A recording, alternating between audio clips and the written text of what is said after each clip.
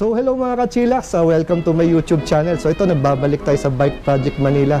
So ngayon nandito ako kasi natapos na rin sa wakas ang ating ginagamit na service, yung ating Fido M1 Pro na ito ay kinostomize, ni-repaint ng Bike Project Manila. So nandito si Sir para ipaliwanag sa atin yung mga details at so, syempre mga kahit yung mga basic na lang kung ano yung mga ginagawa ng Bike Project Manila regarding sa mga paint at pagko-customize ng mga bike or ng e-bike. Katulad dun sa atin, pag-uusapan natin yan. Kaya wag tayo patumpik-tumpik pa. Umpisahan na natin. Let's go! Sir, pakilala muna kay Sir. Ayan. Ay, ayun.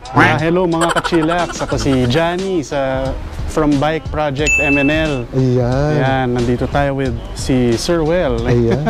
Yan Sir, bago ang lahat, i-ano natin dito, i-walk around natin dito sa ginawa nyo, dito sa ating, sa ating service na Fido M1 Pro. Para at least kahit paano, magkaroon sila na idea na, uy, pwede palang gawin yan, di ba? Yan. Sige Sir. Ayan. So, para dito sa Fido M1 Pro ni Sir Well, sa pagkakaintindi ko, parang favorite color niya ata ang yellow. Okay. Visible sa kanyang channel yan. Tama. So, yun ang naging basis natin sa pag-select ng color for repainting, Okay. And then, yung gray, lang siya, accent. For against the yellow color, Kasi usually, makikita mo, yellow and black, pero parang common masyado ang yellow and black. So, maiba ang konti, gawin nating gunmetal yung color niya. So, saan yun sa Sir? Sa gray ba yun o sa parehas? Para siyang on the gray side with some silver na metallic flakes. So kapag naarawan yan, makikita nyo meron siyang mga konting silver elements. So parang may glitters na konti? Oo, yun, gano'n. Nice. Tapos man Sir, regarding dito sa mga parang, katulad nilagyan mo ng parang personalized name, no?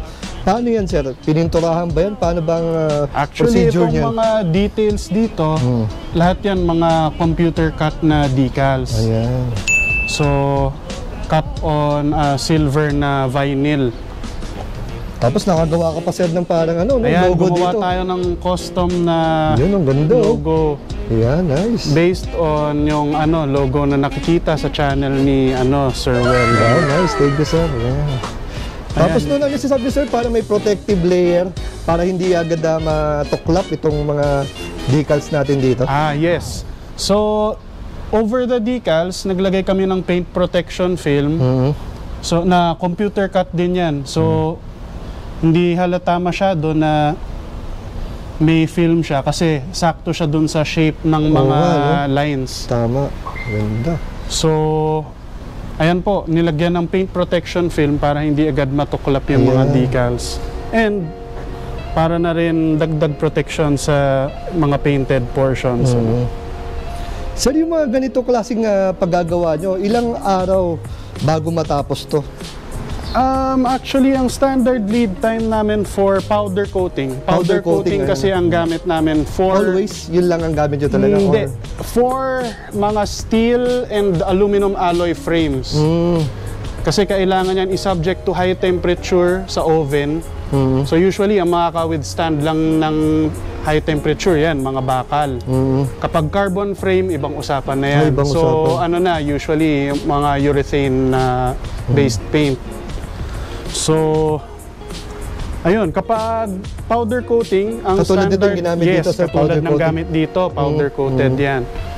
Ang standard lead time would be around 4 to 5 weeks from paint stripping and surface preparation to the finished product. Oo. Kasi meron din mga, katulad nito, may mga masking procedures dito na medyo,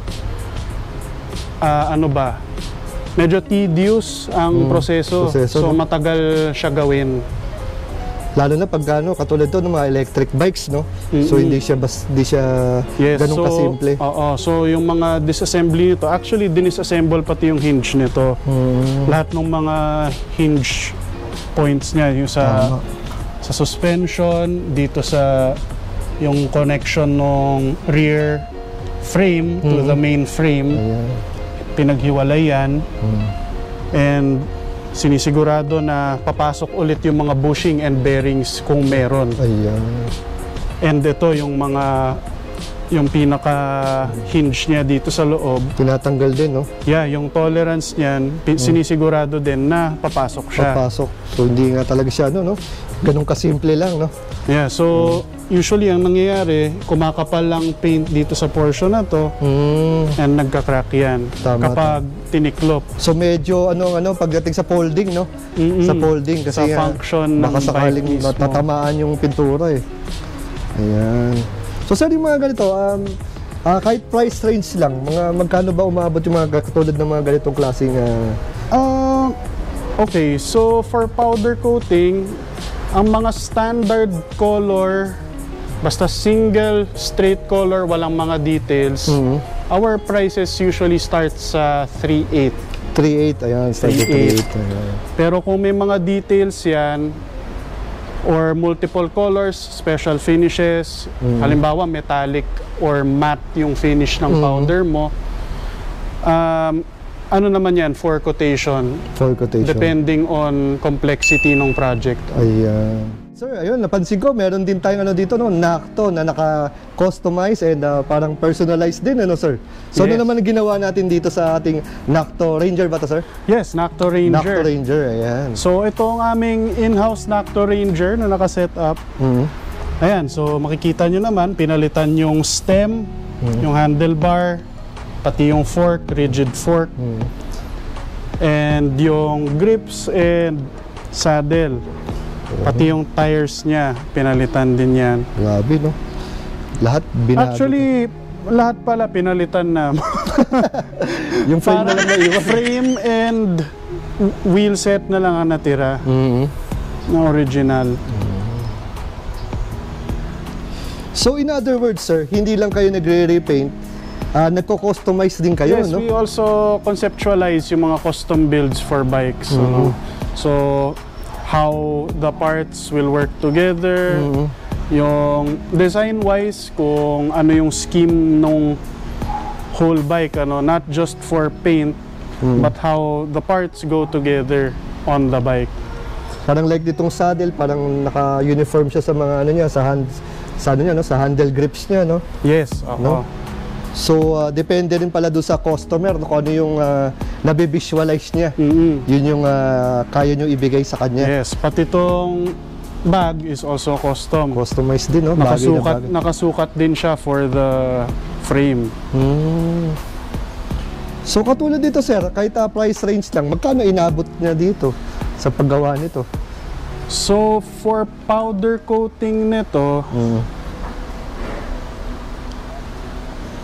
so pati sir yung yung meron din to mga decals, no? yes. Na sinama, so hindi Actually, lang to. mix to ng decals and painted na stencil details. So, ito, ang price nito would be around 8.8. Mga 8.8 Yes. Yung niya, yung paint job sa paint niya. job niya, no? Oo, kasi ito, ang surface preparation ng metal niya, medyo komplikado dahil ginawa siyang raw. Ayan, makikita nyo actually yung ilalim na color niya. Makikita nyo yung grain ng aluminum. Tama nga, no? So, niliha yan ng fine and then isang direction lang ang grain para maganda ang finish niya. Katulad dito, sir, anong tawag sa color na to? Itong color na to sa powder is black chrome. Black chrome, ayan. So ito ay, sir, powder coating din? Yes, powder coated din siya. Coated. Ayan.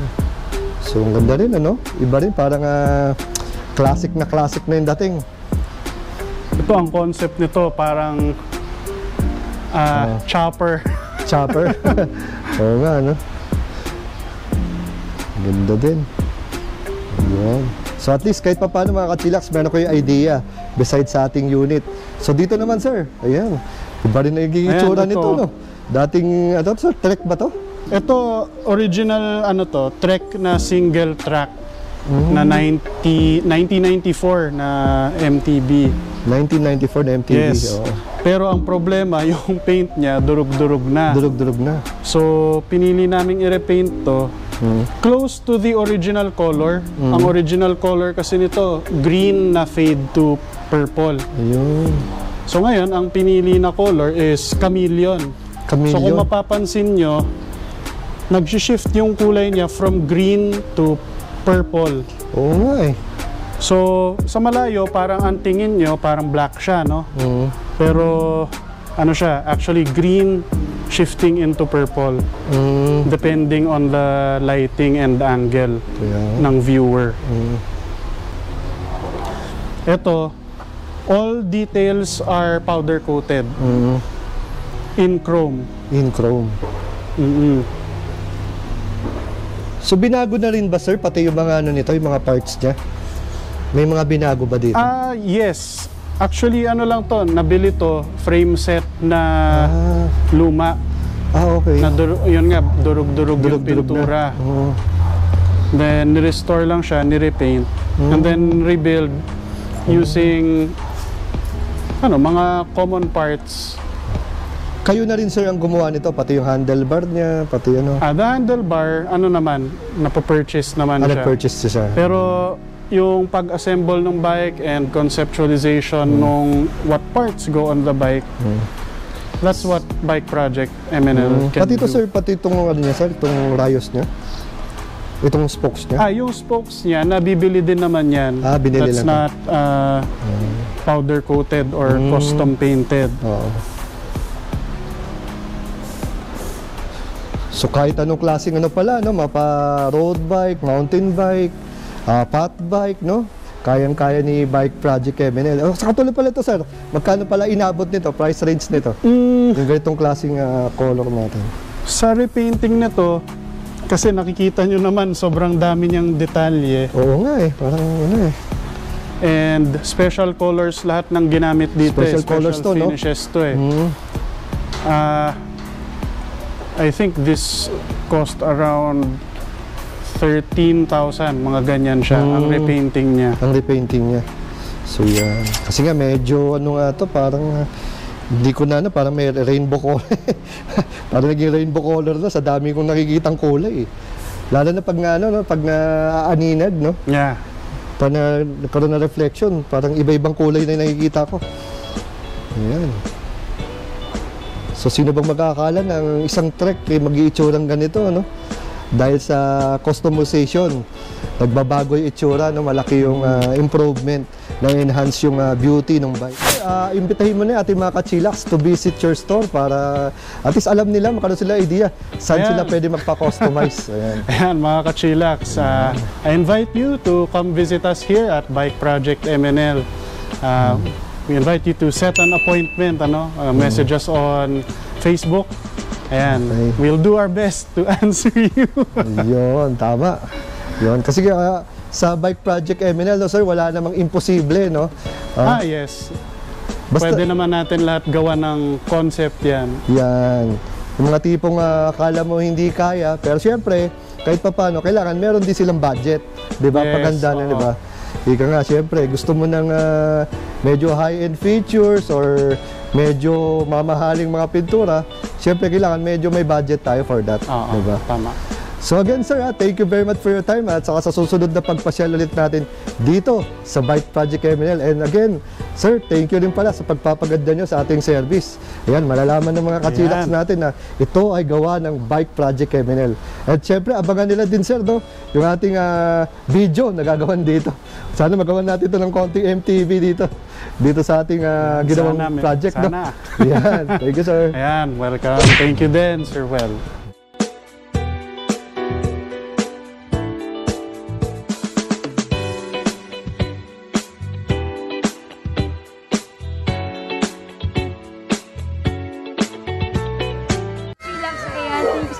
And subscribe din po tayo kay Well Esquila on YouTube.